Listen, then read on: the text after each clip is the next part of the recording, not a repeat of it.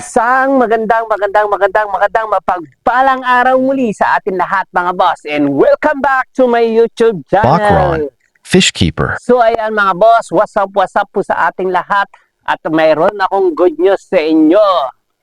At nakarating lang natin dito sa ating farm at may dala-dala ako. So bit-bit ko na. Ito, papakita ko sa inyo kung ano yung dala-dala ko ngayon dito sa ating farm. Ayan. So, halos kakarating lang natin dito sa ating farm. At ito nga yung bit-bit ko ngayon. Ito yung mga parents ng ating mga oranda, mga boss. So, ipapakita ko sa inyo to maya-maya. Ang gagawin lang natin dito, dahil kakarating lang natin, is ilalagay natin siya doon sa acclimation at isasama natin siya doon sa mga rancho. So, ayan mga boss, kung naalala nyo, meron akong video nito na mga oranda na inuwi ko dito. At yung iba na ibenta na, and then yung iba naman is hindi ko na siya binibenta, yun yung mga anak niya. So, ang gagawin natin ngayon dito ay i-acclimate natin. Pero, so ayan, kung nakikita nyo, dito natin i-acclimate ang ating mga alagang oranda. Ayan. Isasama natin sila dito sa ating mga rancho. Astig. Napakalaki naman talaga nilang tignan. At ang gagawin natin dito, tatanggalin natin to mga to. Ayan. Tatanggalin natin yung mga nakadisplay dito na mga corals at yung mga halaman na rin siguro isasama natin sila sa pagtanggal.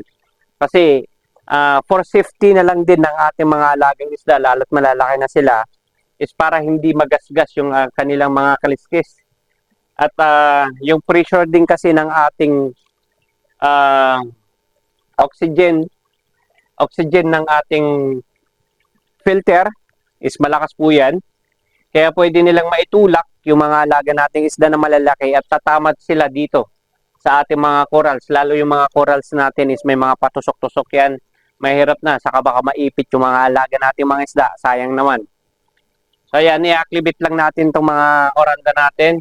So within 5 minutes or 10 minutes, then i-release na natin sila mga boss.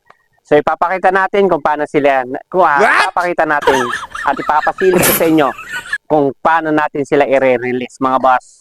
So ipapasilip ko lang sa inyo mga boss, ito yung huli nating vlog na dito natin inilagay yung mga short body, short tail natin ng mga oranda. So yung iba dyan, makikita nyo, is yun yung mga short body goldfish naman natin, at yung iba naman dyan is mga rancho natin. So kung itong sinasabi ko sa inyo na short body, short tail natin na parents, is nandito yung mga anak nila.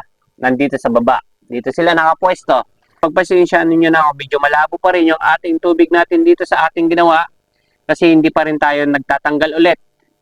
Mula nung na-vlog natin is hindi pa rin tayo kasi hindi pa natin ulit nililinisan to. Kasi kailangan kasi natin nalinisan ulit to, magtanggal ulit tayo ng tubig kasi doon sa driftwood natin. Pero kung nakikita nyo naman yung mga alaga natin, mga isda, napakalusog pa rin naman nila at napakaliksi. So ayan. At yung mga halaman pa rin naman natin is so good naman sila. Ayan. Healthy pa rin naman sila at makulay pa rin. Woo! At berdeng-berde pa rin yung mga yan. Yeah! Ayan. Wait lang natin na additional 5 minutes. Eksakto na lang natin na 10 minutes. Mas sigurado na lang tayo is gawin na lang natin 10 minutes yung oras nila na acclimation. Ito, tatanggalin na natin to. Tanggalin lang muna natin to pang samantala. Babalik din naman natin to. Kasi ito is pwede naman siyang nakadisplay lang dyan. Pero yung mga natin, kailangan natin tanggalin yung mga corals natin. At mahirap na. Baka dito pa sila sumabit, maipit, is mamatay pa yung mga parents ng ating mga oranda.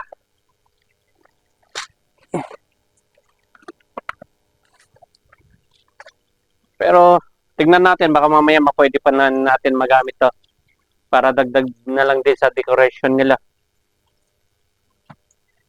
Pero yung isa doon na corals, kailangan talaga nating tanggalin kasi gawa nga ng matutulis to. So, papakita ko lang sa inyo. Ito yung corals na matutulis. At delikado to sa kanila.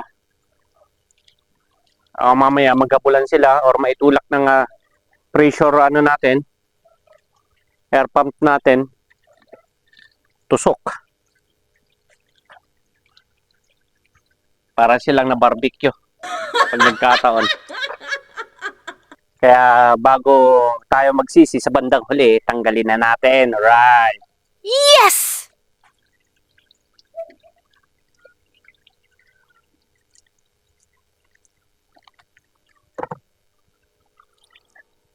So, ayan. It's time to release them. Oh my God! Songrasi! Oh my God! Lapit lang natin yung camera. Yun, ang hirap tanggalin. Uy! Oh my Mukhang mas hirap God. Ulitin na natin dito. Ulitin na nga lang natin yung plastic. Niisip ko kasi yung plastic baka pwede pa kasi nating i-recycle at magamit natin. What? Sa mga dadalhin natin na mga isda.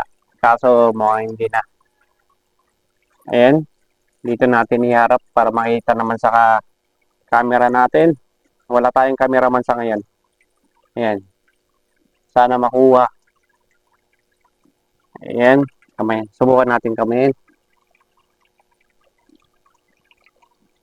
Yun. Napakalaki talaga nila. Ayan. Oh. Laki. Ayan. Pakawalan na natin ngayon. Wala na sila. Yun.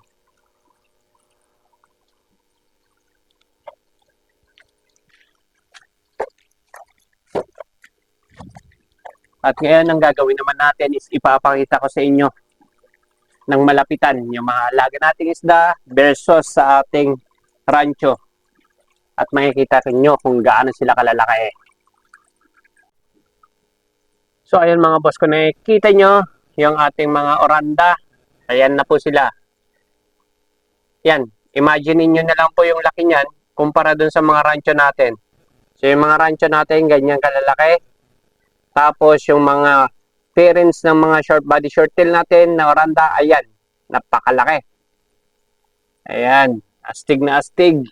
Lalo-lalo na tong isa nating goldfish. Yan, ang haba na ng buntot, akala mo, serena ang buntot niya. Yan.